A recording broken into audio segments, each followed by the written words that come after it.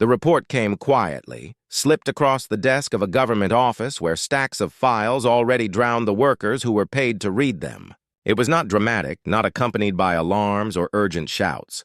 It was just a set of pages, stamped in red with a number that seemed out of place, an official rating of Earth itself.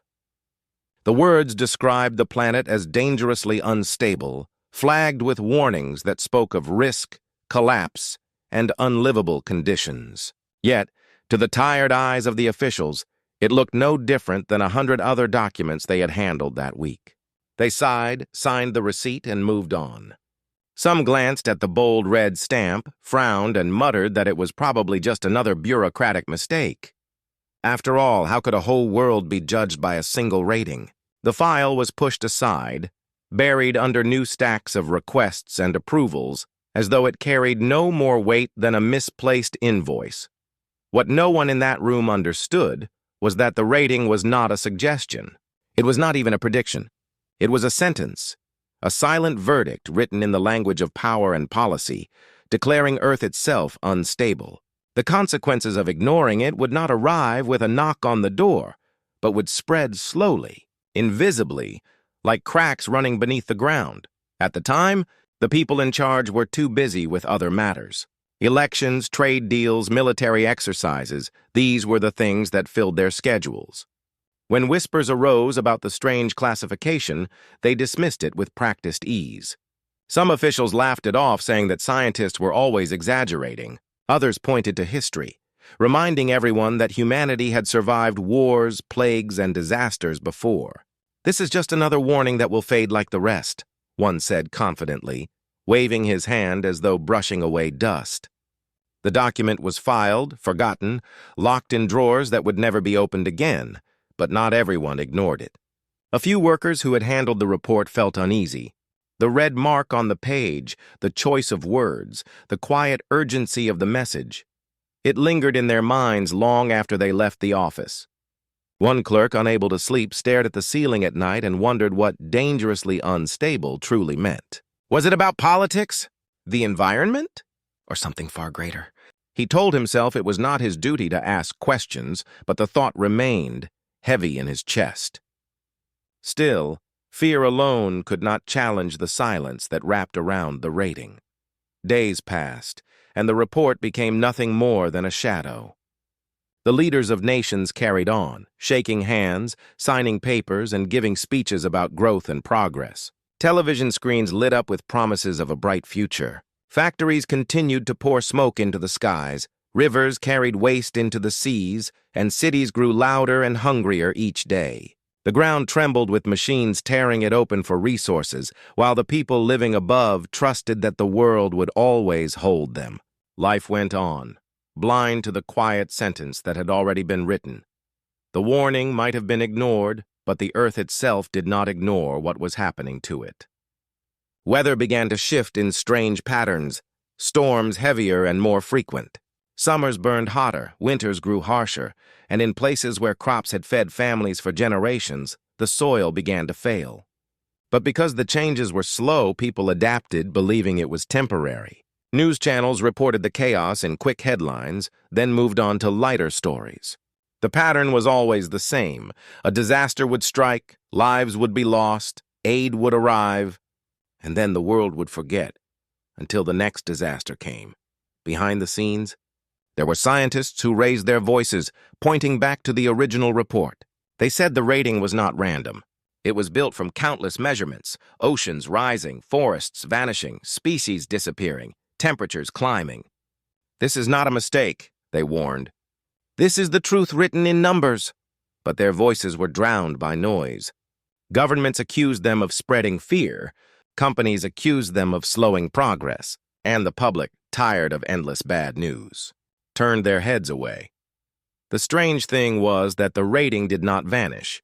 It began to appear again, in different forms, through systems that no one fully understood. Other agencies, some international, some private, filed similar classifications. The words unstable, critical, and irreversible repeated like echoes.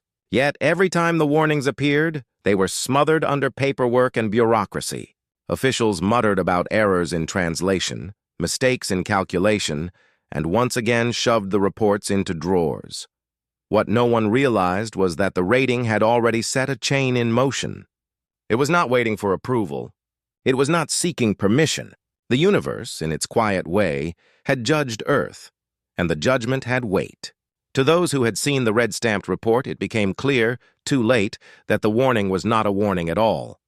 It was a declaration. Humanity's world had been marked not as a place to be saved, but as a place to be abandoned. And yet, the people who lived on Earth continued their lives, unaware of the sentence written above their heads. Children played in parks under skies painted with strange hues. Workers hurried to jobs in cities that grew taller and more crowded each year. Families gathered around televisions, laughing at shows, never knowing that their laughter was carried on winds already poisoned. Humanity was too busy to hear the verdict that had already been passed. In quiet corners, some did sense it. Farmers watching their land crack beneath the sun. Fishermen pulling nets from waters that once overflowed with life, now nearly empty. Families fleeing floods, fires, and storms, clutching one another as the world around them shifted into something unrecognizable. They did not have the words for it, but they felt the truth. The ground beneath their feet was less certain than it had ever been.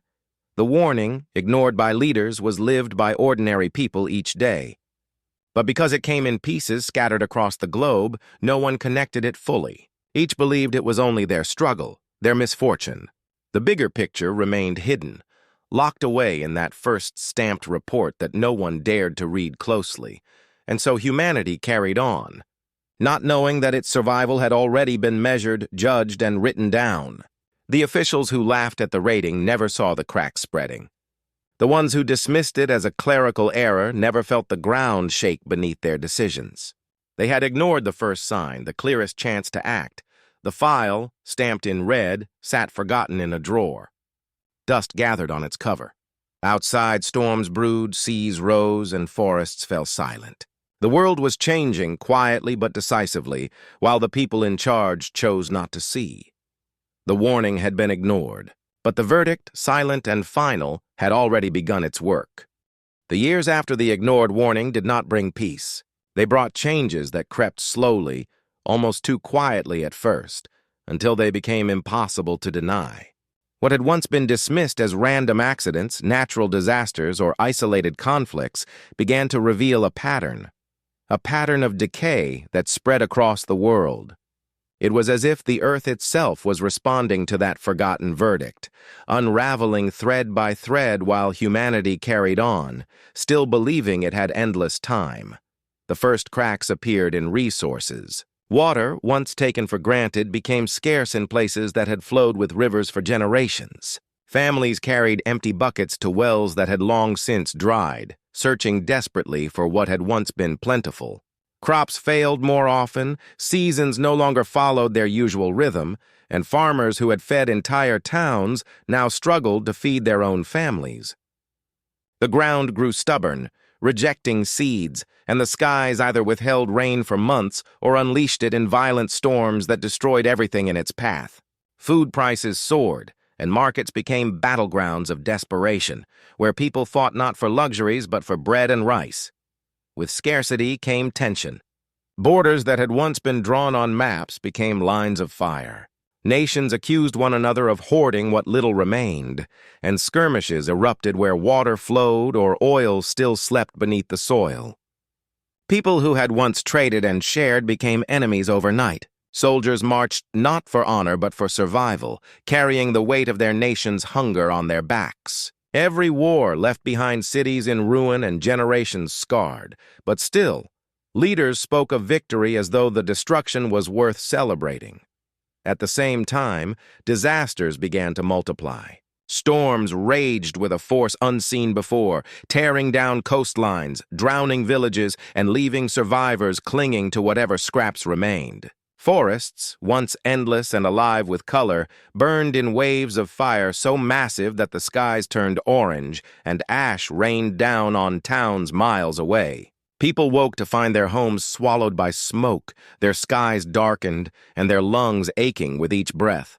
The smell of burning wood and life lingered long after the flames had gone. Flooded cities became a new normal. Streets where children once played were now rivers, with boats moving where cars once passed. Entire neighborhoods were abandoned, buildings swallowed by water as if the ocean had decided to reclaim what was once its own. Families fled inland with what little they could carry, but safety was temporary. Storms followed, heat waves scorched, and nowhere seemed untouched by the slow decay. People whispered in fear. In markets, in schools, in gatherings, hushed voices repeated the same thought. Perhaps the world itself had been marked for doom. The words were never shouted, never admitted openly, but they lived in the hearts of many. Parents held their children tighter at night, wondering what kind of future awaited them. Elders who had seen the world change across decades shook their heads, saying they had never seen the earth so restless. Governments, desperate to hold control, tried to hide the truth. Officials appeared on screens, promising recovery, insisting that the disasters were temporary, assuring people that tomorrow would be better. They spoke of rebuilding, of stronger cities, of new technologies that would solve everything. But their words felt hollow. Behind their confident voices, cracks spread wider. It became harder to believe when food shelves remained empty, when the air outside stung the eyes, when news of another flood or fire arrived almost every week. People could see the truth with their own eyes. They did not need speeches to tell them what was real. The skies were choked with ash. The sun itself seemed dimmer at times, hidden behind veils of smoke. Breathing became an effort in certain places, masks no longer just a tool for sickness, but a shield against the very air. Mountains that once stood white with snow turned bare, their peaks melting into rivers that overflowed their banks. Animals vanished quietly. Birds no longer sang in some forests. Fish no longer filled certain seas. Even the silence of their absence was another sign of the sentence humanity carried. The sentence itself was unspoken but inescapable. Humanity had never agreed to it, never signed a paper, never given consent. Yet it was there, wrapping tighter with each passing year. Every storm, every war, every fire was a reminder that the verdict had been written long ago, and humanity was simply living inside its shadow. The people were not guilty in the way a criminal might be, yet they carried the punishment all the same. Still, humanity did not give up easily. For every city drowned, there were people who built rafts and new shelters. For every field that failed, there were hands trying again with whatever seeds they could find. For every fire that swallowed forests, there were those who planted new trees, even knowing they might never see them grow tall. Humanity fought, resisted, and struggled, clinging to hope even as the ground beneath them seemed determined to fall away. But the cracks continued to widen. Markets filled with fear, homes became fragile, and life itself grew uncertain. Those who had once planned for years ahead now planned for weeks, sometimes only days. The future felt less like a promise and more like a gamble, one that few believed could be won. In the darkest corners, rumors spread that perhaps the earth was no longer theirs to keep, that some greater hand had marked it, judged it, and decided its fate. People who had never believed in such things now wondered if the disasters were not random but part of something larger. The red-stamped verdict, long buried in forgotten drawers, seemed to echo silently across the world without anyone speaking its name. Children grew up knowing only chaos. For them, it was normal to see water rising against buildings, to smell smoke drifting from forests, to hear news of fighting over food and water. Their games were not of dreams for the future, but of survival, pretending to build shelters, pretending to escape floods, pretending to fight storms. The innocence of childhood bent beneath the weight of the world's slow collapse, and yet even in this decay there was something unbroken in humanity's spirit. Neighbors shared when they could, strangers reached out in kindness, and families held on to one another fiercely, as though love itself could fight back against the sentence written over them. Humanity may have been trapped, but it refused to surrender entirely. Still, the truth could not be hidden. The signs of decay were everywhere, in every breath, every step, every glance at the sky. Earth was no longer the same, and its people could no longer pretend otherwise. The warning ignored had become a reality lived by millions. The verdict was not waiting for the future. It was already here. written in flooded streets, burning forests, and skies that no longer carried the comfort of blue. The earth was unraveling and humanity was caught in its collapse. The sentence had been passed, and though no one had agreed to it, everyone was now living inside it. The truth did not fall upon humanity all at once. It crept in slowly, like a shadow stretching across the world until there was no light left to deny it. For years, the red-stamped rating had been brushed aside, treated as a clerical mistake, another meaningless piece of paper filed away. But when the ground split, when the skies thickened with ash, when oceans rose and forests burned, the pieces began to form a terrifying picture. The rating had not been a suggestion. It had been a decision already made, a sentence written in silence. At first, people believed these disasters were still random, the cruel hand of nature. But then, systems humanity had built to protect itself, systems meant to balance the fragile relationship between people and planet, began to collapse with eerie precision. Farms that had been sustained by centuries of irrigation fell into dust, their water sources vanishing almost overnight. Dams cracked under strange pressures as though unseen hands pushed against them. Power grids faltered not from overuse, but from strange disruptions no one could trace. The world's machinery, carefully built and maintained, began to crumble as though pushed by something far larger than human error. Scientists struggled to explain what was happening. Charts filled with numbers, predictions twisted into guesses, yet nothing matched the reality unfolding outside their windows. Storms veered in patterns that defied logic. Earthquakes rattled places that had lain still for centuries. Entire coastlines changed in weeks, reshaped as if some great will had decided they no longer belonged where they once were. The laws of balance seemed broken, the natural order rewritten by something unseen. The whispers of the people began to change. No longer was it only fear of nature's wrath. They began to suspect judgment. Old stories, once dismissed as myths, found new life in crowded shelters and around flickering lamps. Stories of universes that watched, of worlds that were measured and weighed, of civilizations judged unworthy. People repeated these whispers quietly, as though afraid that even speaking them might draw harsher punishment. And then the truth came clear, not from a single discovery, but from the way everything connected. The rating had never been about Earth's danger to others. It had been about Earth itself. It was not a warning to outsiders to stay away.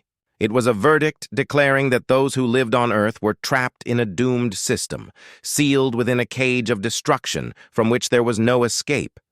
Humanity now understood. The universe had not judged Earth as a threat. It had judged Earth as unfit, broken, and condemned. The disasters were not chance. The collapse of systems was not coincidence. They were part of the silent verdict carried out with a cold, merciless hand.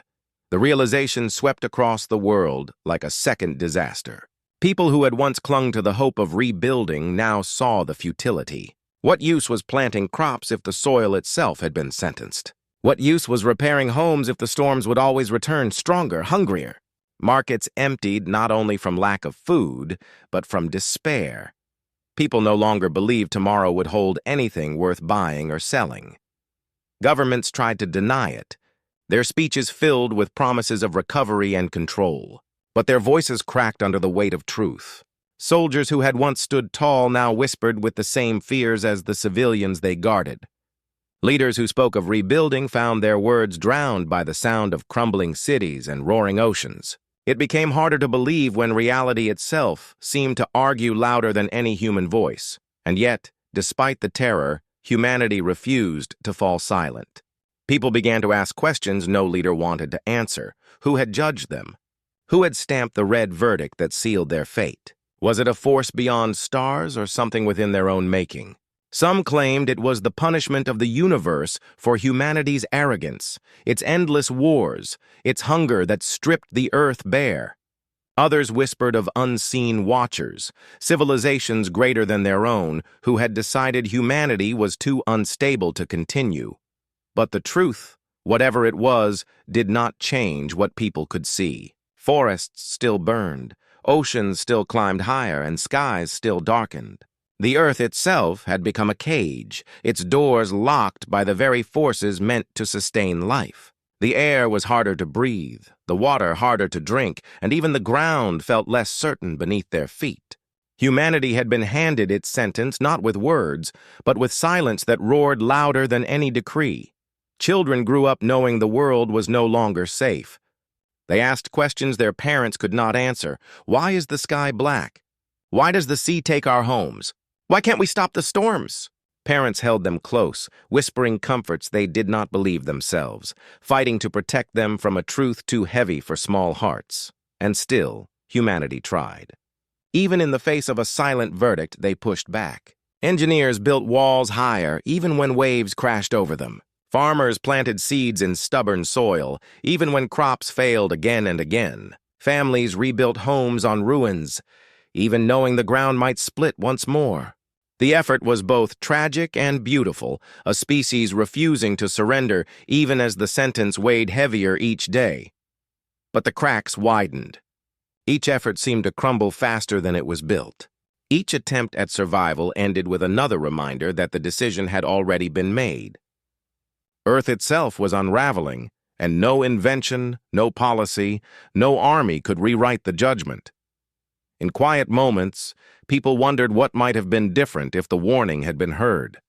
If the red-stamped rating had not been dismissed as error. If leaders had taken it seriously, could anything have changed? Or had the decision been final from the very start, beyond their power to alter? These questions hung heavy, unanswerable. Humanity had been caught in a sentence it did not choose, did not deserve, but could not escape.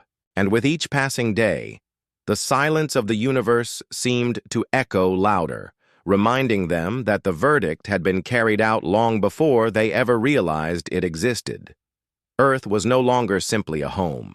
It had become a prison, its beauty twisted into decay, its systems turned against its children. And humanity, once dreaming of stars, now fought just to breathe another day under skies that no longer promised tomorrow. The verdict was silent, but it was absolute. The universe had judged, and humanity was left to live out the sentence, one broken day at a time. The world had changed into something unrecognizable. Families wandered through the ruins of what were once bright and lively cities. The streets that had once echoed with laughter were now silent, broken, and filled with dust. Where there used to be light in every window, now only darkness and smoke remained. Yet within that heavy silence, people still moved, still tried to survive, still refused to let go. Every morning, long lines of people formed wherever food was being given. The lines stretched farther than the eye could see. Mothers held their children close, whispering gentle words to calm their empty stomachs. Old men leaned on sticks, their faces tired but their eyes sharp, still scanning for some sign of hope. The weak air carried the sound of coughing, sneezing, and wheezing. Illness moved faster than any relief could reach. It was like a shadow that followed every step, waiting to take the careless or the unlucky. But even inside this struggle, even while hunger and sickness spread, ordinary people refused to surrender. They fought not with weapons, but with patience, kindness, and determination. Some built small shelters from broken bricks and fallen wood, making spaces where families could hide from the cold winds. Others traded what little they had, sharing scraps of knowledge, skills, and tools. One person knew how to filter water with cloth and ash. Another remembered how to make fire without matches. Another showed how to heal wounds with herbs still growing in the cracks of abandoned gardens. In the darkest places, sparks of humanity survived. Children, though thin and pale, sometimes found ways to laugh, playing with stones, sticks, or even shadows on broken walls. Their laughter, though small, reminded everyone that life still had meaning. In that laughter was the sound of tomorrow. And when others heard it, they dared to dream of rebuilding, even if that dream felt far away. The nights were the hardest. Without lights, the cities fell into deep blackness. The silence was often broken by distant cries, or the sound of wind moving through shattered windows.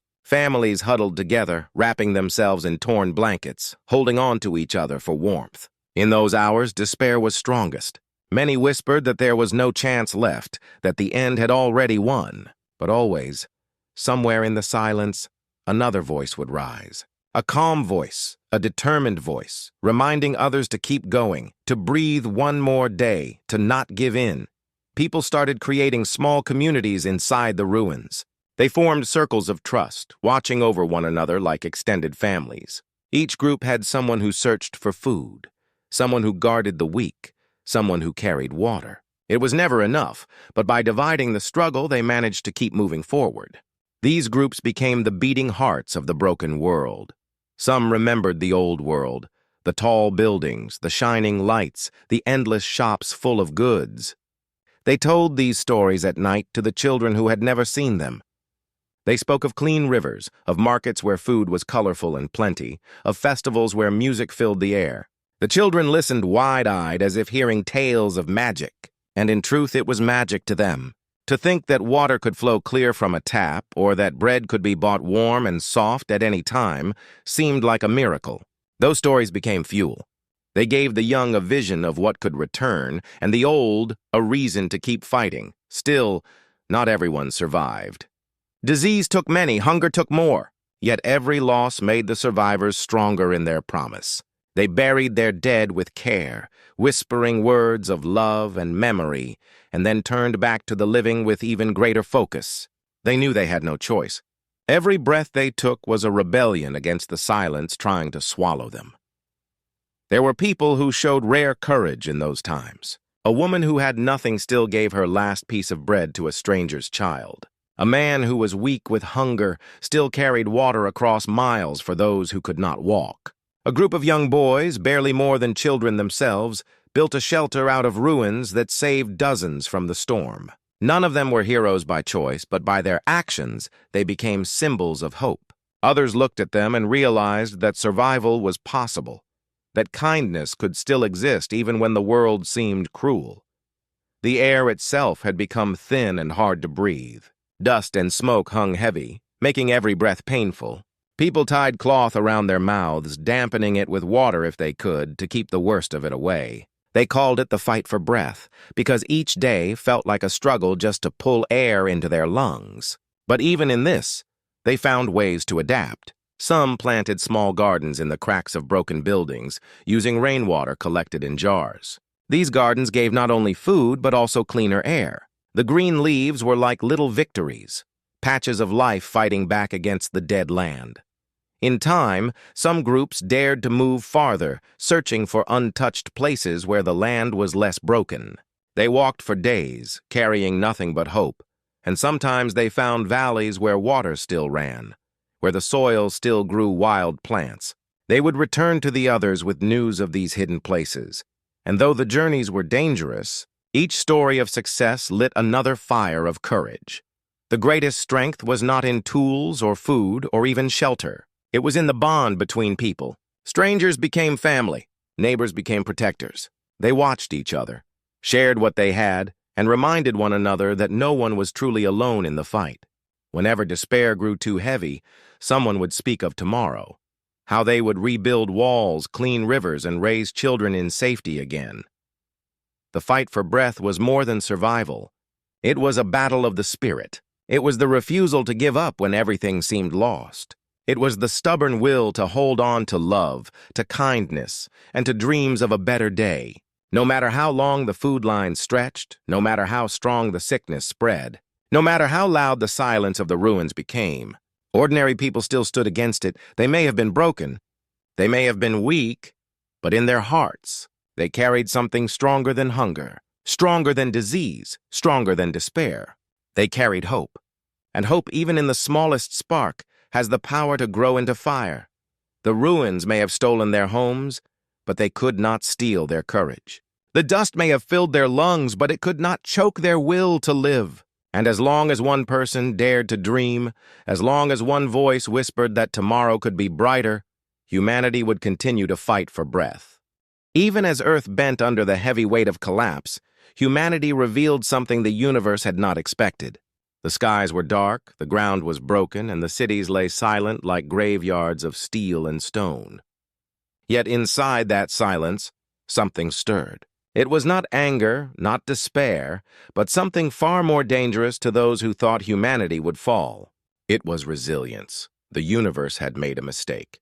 It had judged Earth by its cruelty, by the wars and greed that had scarred it for centuries. It had measured the hate, the hunger, and the endless fighting.